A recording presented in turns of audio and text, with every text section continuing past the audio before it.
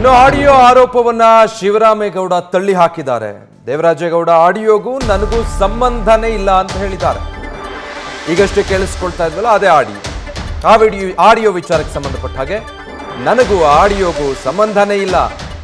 SITಗೆ stay ತರ್ತಾರೆ ಅಂತ ಆತ ನನ್ನ ಬಳಿ ಬಂದಿದ್ದ. ನಾನು ಅವನ ಬಳಿ ಮಾತಾಡಿಲ್ಲ.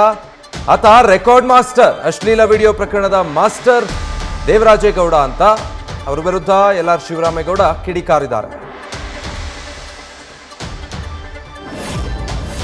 ಈ ವಿಚಾರದಲ್ಲಿ ನಾನು ಅವನು ಒಂದು ಸಣ್ಣ ಭೇಟಿ ಮಾಡ್ಸೋಕ್ಕೆ ಪ್ರಯತ್ನ, ಅವನು ನನ್ನನ್ನು ಅಣ್ಣ ನನಗೆ ಇದು ಮಾಡಿಬಿಡ್ತಾರೆ ಏನು ಈ SITಗೆ ಸ್ಟೇ ತಂದುಬಿಡ್ತಾರೆ ಅಂತ ಹೇಳ್ಬಿಟ್ಟು ನನ್ನ ಹತ್ರ ಆ ಸೋಗನ್ನು ಹಾಕ್ಕೊಂಡು ಬಂದ DK ಅವರು ಭೇಟಿ ಮಾಡಿಸಿ ಅಂತ ಬಂದಿದ್ದಕ್ಕೆ ನಾನು ಭೇಟಿ ಮಾಡಿಸಿದೆ.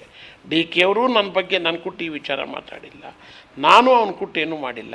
ಲೋಕಾರೂಢಿ ಕೂತ್ಕೊಂಡು ಮಾತಾಡಿದ್ದನ್ನೆಲ್ಲ ಅವ್ನು ರೆಕಾರ್ಡ್ ಮಾಡಿಕೊಂಡು ಅವ್ನು ಬರೀ ರೆಕಾರ್ಡ್ ಮಾಸ್ಟ್ರು, ಆಡಿಯೋ ಮಾಸ್ಟರ್. ಆಮೇಲೆ ಅದಲ್ಲದಲ್ಲೇ ಈ ಕೇಸ್ನಲ್ಲಿ ನಾನು ನೋಡಿದ ಮಟ್ಟಿಗೆ ಕಾರ್ತಿಕ್ ಹೇಳಿಕೆನೂ ನಾನು ಗಮನಿಸಿದ್ದೀನಿ.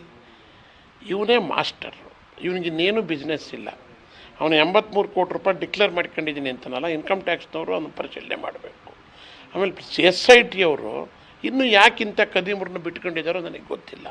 ಇದಕ್ಕೆಲ್ಲ ಇವನು ನೋಡಿ, ಹಗರಣ ಮಾಡಿರ್ತಕ್ಕಂಥವನು ಕೈ ಸಿಕ್ಕಿಲ್ಲ, ಹಗರಣ ಮಾಡಿರೋನು. ಈ ಕಾರ್ತಿಕ್ಕು ಬಿಡುಗಡೆ ಮಾಡಿದ್ದೀನಿ ಬಿಟ್ಟಿದ್ದೀನಿ ಅಂತ ಹೇಳ್ತಾನೆ. ಕಾರ್ತಿಕ್ಕು ಇವನು ಇಬ್ಬರಲ್ಲೇ ನಡೆದಿರ್ತಕ್ಕಂಥ ಇದೆಲ್ಲ ವ್ಯಾಪಾರ. ಈ ವ್ಯಾಪಾರನ ಮಾಡಿರ್ತಕ್ಕಂಥವ್ರನ್ನ ಫಸ್ಟ್ ಇವರಿಬ್ಬರನ್ನು ಸಹಿತ ಚೆನ್ನಾಗಿ ತದುಕಿ ಪೊಲೀಸ್ ಇಲಾಖೆಯವರು ಪೊಲೀಸ್ನವ್ರ ರೀತಿ ಇವ್ರ ಮೇಲೆ ಕ್ರಮ ತಗೊಂಡ್ರೆ 100ಕ್ಕೆ 100 ಭಾಗ ಇವ್ರು ತಗಲಾಕೋತಾರೆ. ಅದನ್ನು ತಗಲಾಯ್ಕೊಳ್ದಂಗೆ ಮಾಡಬೇಕು ಅಂತಲೇ ಇದೆಲ್ಲ ಹುನ್ನಾರ ಇವನು ಮಾಡ್ತಾರೆ. ಮನೆಯಿಂದಲೂ ಸಹಿತ ಮಾಧ್ಯಮದಲ್ಲಿ ನಾವು ನೋಡ್ತಾ ಇದ್ದೀವಿ. ಇವನ ಮೇಲೂ ಸಹಿತ ಒಂದು ಅತ್ಯಾಚಾರದ ಕೇಸು, ಅತ್ಯಾಚಾರ ಮಾಡಿದ್ದಕ್ಕೆ ಪ್ರಯತ್ನ ಪಟ್ಟ, ನನ್ನನ್ನು ಇನ್ವೈಟ್ ಮಾಡಿದ, ನನಗೆ ಖಾಸಗಿ ಅಂಗಾಂಗಗಳನ್ನೆಲ್ಲ ವಿಡಿಯೋ ಮೂಲಕ ತೋರಿಸ್ತಾ, ಇವೆಲ್ಲ ನಾವು ಟಿ ವಿಲಿ ನೋಡಿದ್ದೀವಿ. ಇದು ಯಾವಾಗ ಇದು ಸಣ್ಣ ಪುಟ್ಟದೇನು ಅಂತ ಹೇಳ್ಬಿಟ್ಟು ಇವನು ಪೊಲೀಸ್ ಸ್ಟೇಷನಲ್ಲಿ ಕೂತ್ಕೊಂಡ್ರೆ ನಾನು ಸುಪ್ರೀಂ ಕೋರ್ಟ್ವರೆಗೂ ಮಾತಾಡ್ತಾನೆ. ಇವನು ಸುಪ್ರೀಂ ಕೋರ್ಟ್ವರೆಗೂ ಮಾತಾಡ್ತಾನೆ. ಅಮಿತ್ ಶಾ, ನರೇಂದ್ರ ಮೋದಿಯವರು ಈಗ ಭೇಟಿ ಮಾಡಿದರು ಅಂತಾನೆ.